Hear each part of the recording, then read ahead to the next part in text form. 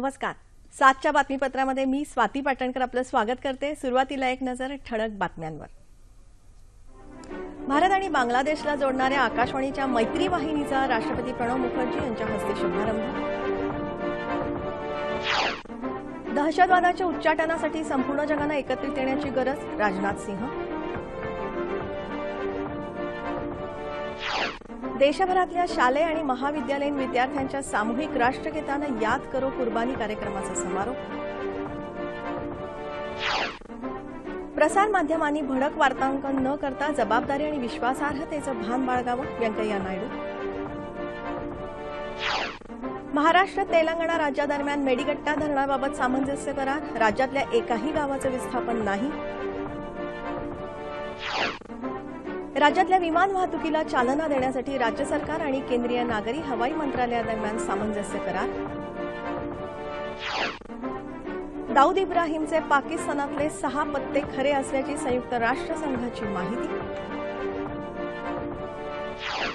आणि उत्तर भारतातल्या अनेक राज्यात पूरस्थिती गंभीर, राष्ट्रीय आपत्ती निवारण दलाच्या पथकांचं बचावकार्य सुरू. आणि आता सविस्तर वृत्त. भारत आणि बांगलादेश या दोन्ही राष्ट्रांना जोडणाऱ्या आकाशवाणीच्या मैत्री या नवीन वाहिनीचं आज कोलकाता इथे राष्ट्रपती प्रणव मुखर्जी यांनी शुभारंभ केला. कोलकाता आकाशवाणी केंद्रावरून बंगाली भाषेत ही सेवा सुरू केली जाणार आहे. दोन्ही देशांदरम्यान मैत्रीचा सेतू बांधण्यास ही सेवा उपयुक्त ठरेल. या वाहिनीच्या मदतीनं सार्कचे उपक्रम दोन्ही देश एकत्रित राबवू शकतील असा विश्वास राष्ट्रपतींनी यावेळी व्यक्त केला. बंगाली संस्कृती, इतिहास, नकाशा आणि भौगोलिक परिसरामुळे बंगाल आणि बांगलादेश यांच्यात अनोखे बंध आहेत. हे बंध या वाहिनीमुळे अधिक दृढ होतील असं राष्ट्रपती म्हणाले. राष्ट्रपतींच्या हस्ते भारत चेंबर ऑफ कॉमर्सच्या नव्या इमारतीचं उद्घाटन झालं. त्याशिवाय आज आणि उद्या राष्ट्रपती पश्चिम बंगालमधल्या विविध कार्यक्रमांमध्ये सहभागी होणार असल्याचं राष्ट्रपती भवनानं जारी केलेल्या प्रसिद्धीपत्रकात म्हटलं आहे. दहशतवादाविरुद्धच्या लढाईत संपूर्ण जगानं एकत्र आलं पाहिजे असं प्रतिपादन केंद्रीय गृहमंत्री राजनाथ सिंह यांनी केलं आहे. ते आज नवी दिल्ली इथे एनएसजीच्या नव्या इमारतीचं उद्घाटन केल्यानंतर बोलत होते. दहशतवादाच्या समस्येची झळ संपूर्ण जगाला बसत असून त्याच्या उच्चाटनासाठी एकत्रित प्रयत्नांची गरज असल्याचं त्यांनी सांगितलं.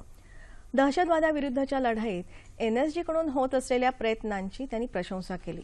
पठाणकोट हवाई तळावर झालेल्या हल्ल्याच्या वेळी या दलाच्या कमांडोंनी जीवाची बाजी लावून या तळाचं रक्षण केलं. त्यांच्या या कामगिरीचा देशाला अभिमान असून ही कामगिरी या दलात सहभागी होण्याची प्रेरणा युवकांना देत आहे असं ते म्हणाले.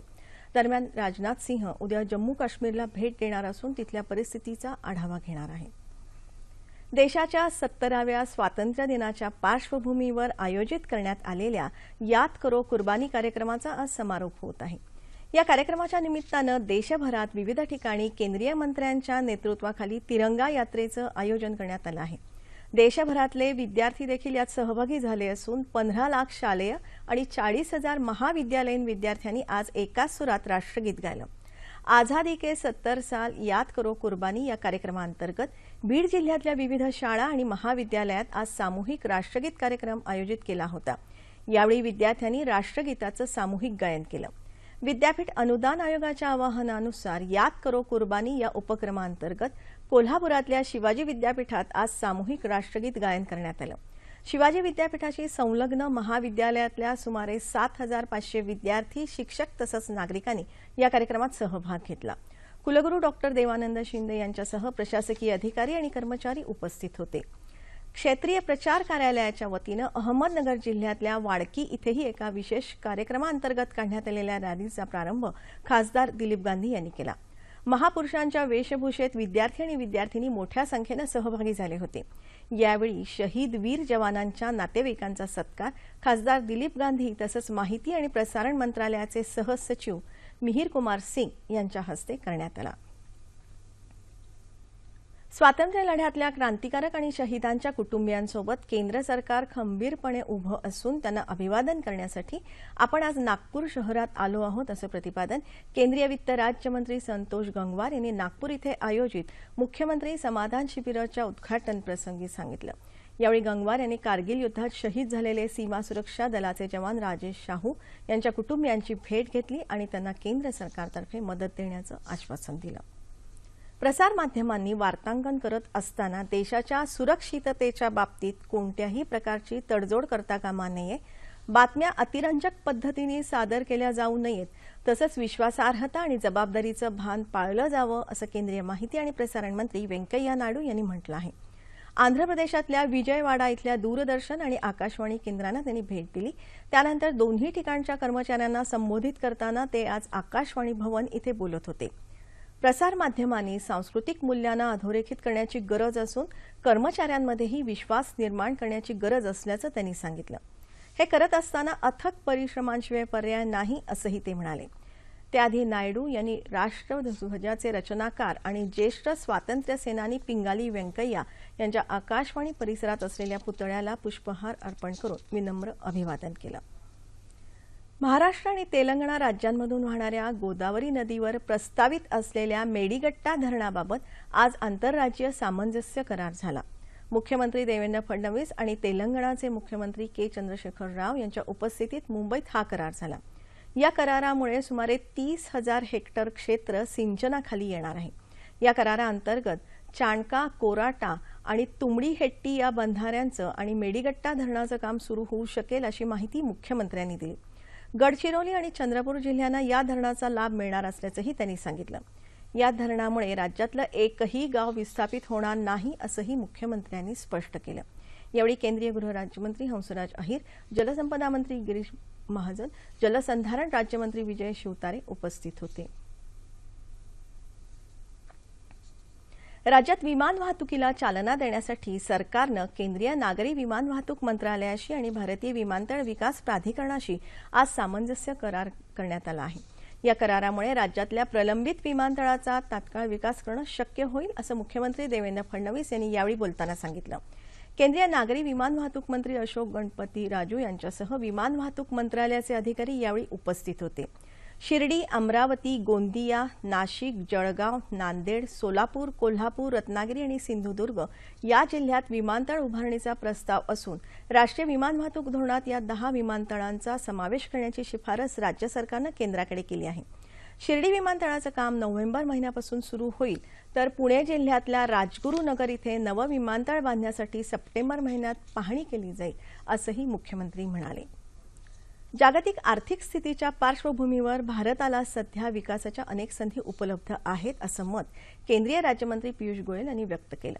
ते आज मुंबईत इंडो अमेरिकन चेंबर ऑफ कॉमर्सच्या परिषदेत बोलत होते. भारतीय कंपन्यांनी या संधीचा लाभ घ्यावा असं आवाहन त्यांनी केलं.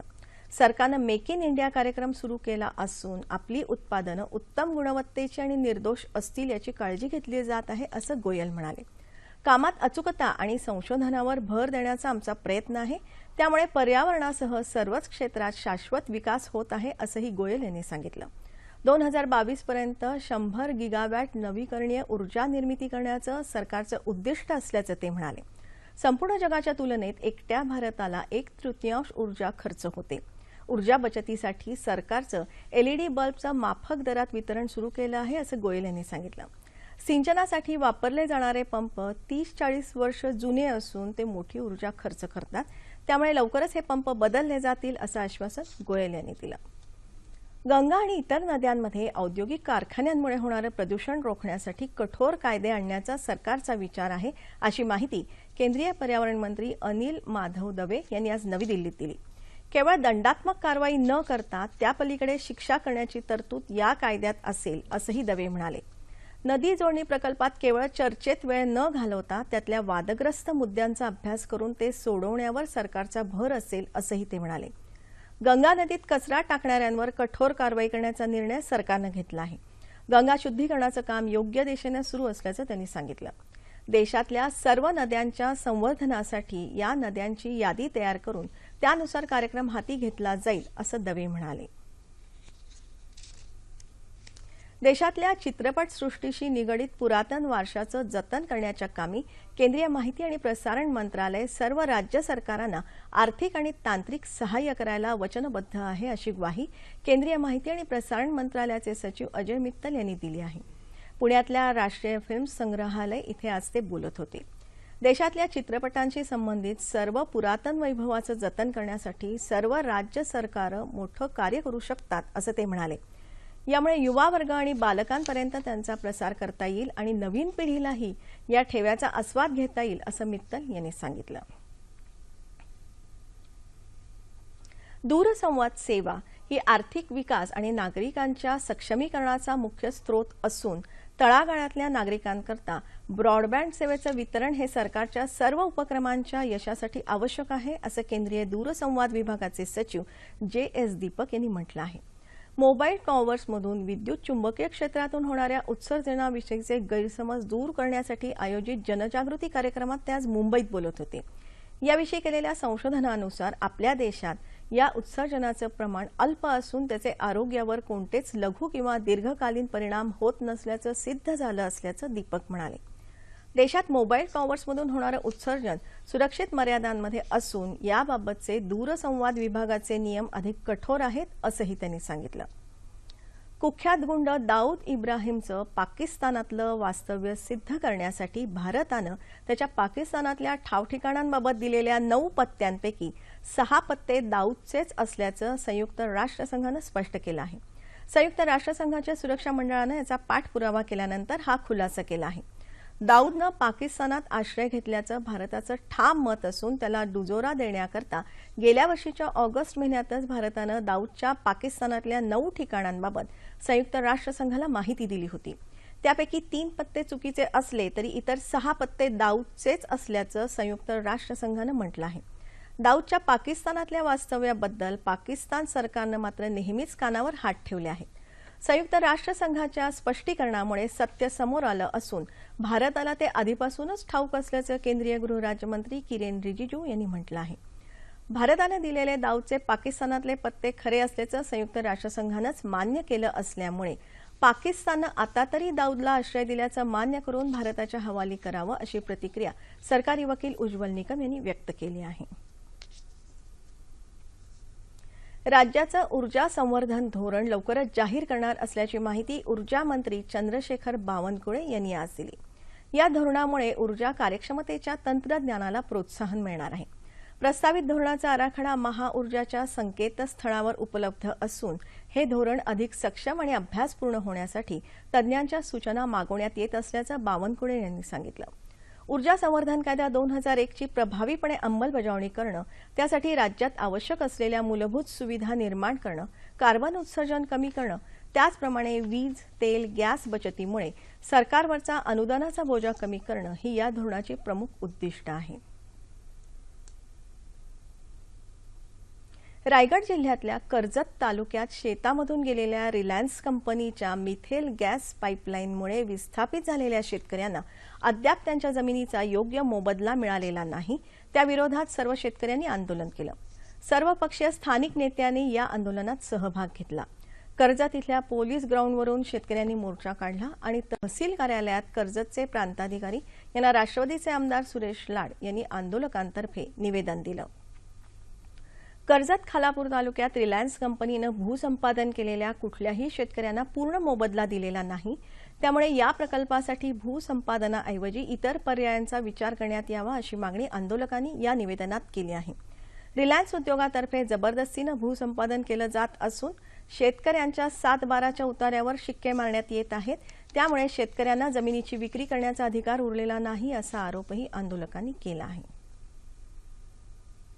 सातारा जिल्ह्यात वाई इथे बोगस डॉक्टर संतोष पोळनं केलेल्या हत्याप्रकरणी जमिनीत पुरलेल्या मृतदेहांचे सांगाडे बाहेर काढण्याच्या प्रक्रियेत सहभागी असलेल्या वाई नगरपालिकेच्या सुभाष चक्के या कर्मचाऱ्याचा आज हृदयविकाराच्या धक्क्यानं मृत्यू झाला. त्याचप्रमाणे गेली 13 वर्ष संतोष पोळ काम करत असलेल्या घोटवडेकर रुग्णालयाचे प्रमुख डॉक्टर विद्याधर घोटवडेकर यांनाही हृदयविकाराचा झटका आला असून त्यांच्यावर पुण्याच्या रुबी रुग्णालयात दाखल करण्यात आल्याचं आमच्या वार्ताहरानं कळवलं आहे. गणरायाच्या आगमनाची तयारी हळूहळू वेग घेत असतानाच मूर्तिकार आपापल्या कलाकृतींवर साज चढवण्यात मग्न आहेत. ओम क्रिएशन ट्रस्टच्या पुढाकारानं मुंबईत काही गतिमंद व्यक्ती आणि मुलांनी गणपतीच्या पर्यावरणपूरक मूर्ती साकारल्या आहेत. 9 इंचापासून 24 इंच उंचीच्या या शाडूच्या मूर्तींचं विसर्जन केल्यानंतर पर्यावरणाला हानी पोहोचत नाही. याशिवाय आर्थिकदृष्ट्या दुर्बल घटकातल्या महिलांनी तयार केलेली तोरणं आणि इतर शोभेच्या वस्तूही कार्ड पेपर आणि कापड यांच्या सहाय्यानं तयार करण्यात आल्या आहेत. सणांच्या माध्यमातून समाजातल्या सर्व घटकांना सामावून घेण्याचा हा उपक्रम निश्चितच स्तुत्य आहे.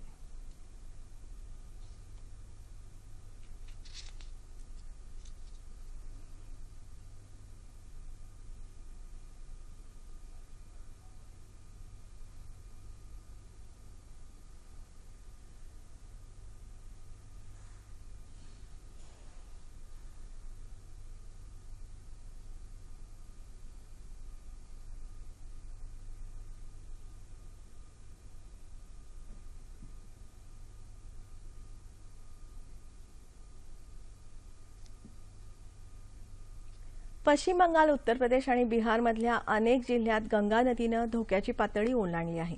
गंगेला आलेल्या पुरामुळे अनेक जिल्ह्यांमध्ये पूरस्थिती निर्माण झाली आहे, तर उत्तर प्रदेशात यमुना नदीनंही उग्ररूप धारण केलं आहे. पुराच्या गंभीर स्थितीमुळे जनजीवन विस्कळीत झालं आहे. पूरग्रस्त भागात बचावकार्य जोमानं सुरू आहे.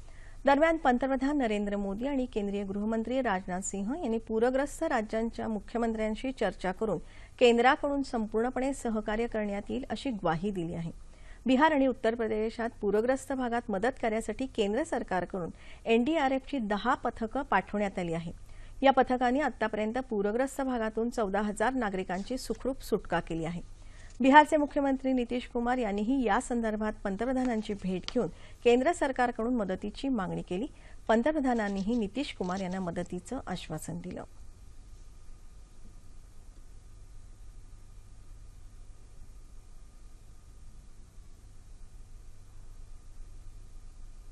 हवामान.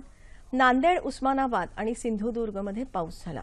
येत्या 36 तासात कोकण आणि मध्य महाराष्ट्रात बहुतांश ठिकाणी तर मराठवाडा आणि विदर्भात तुरळक ठिकाणी पाऊस पडण्याची शक्यता आहे. याच काळात कोकणात तुरळक ठिकाणी मुसळधार पावसाचा इशारा हवामान विभागानं दिला आहे.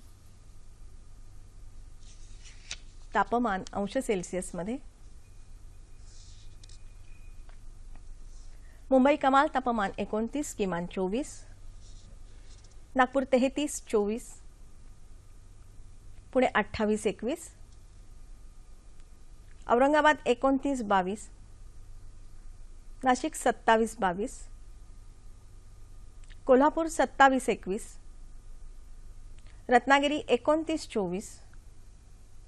सोलापूर 33, 22. आणि अमरावती 29 आणि 20. ठळक बातम्या पुन्हा एकदा. भारत आणि बांगलादेशला जोडणाऱ्या आकाशवाणीच्या मैत्री वाहिनीचा राष्ट्रपती प्रणव मुखर्जी यांच्या हस्ते शुभारंभ. दहशतवादाच्या उच्चाटनासाठी संपूर्ण जगानं एकत्रित येण्याची गरज, राजनाथ सिंह. देशभरातल्या शालेय आणि महाविद्यालयीन विद्यार्थ्यांच्या सामूहिक राष्ट्रगीतानं याद करो कुर्बानी कार्यक्रमाचा समारोप. प्रसार माध्यमांनी भडक वार्तांकन न करता जबाबदारी आणि विश्वासार्हतेचं भान बाळगावं, व्यंकय्या नायडू.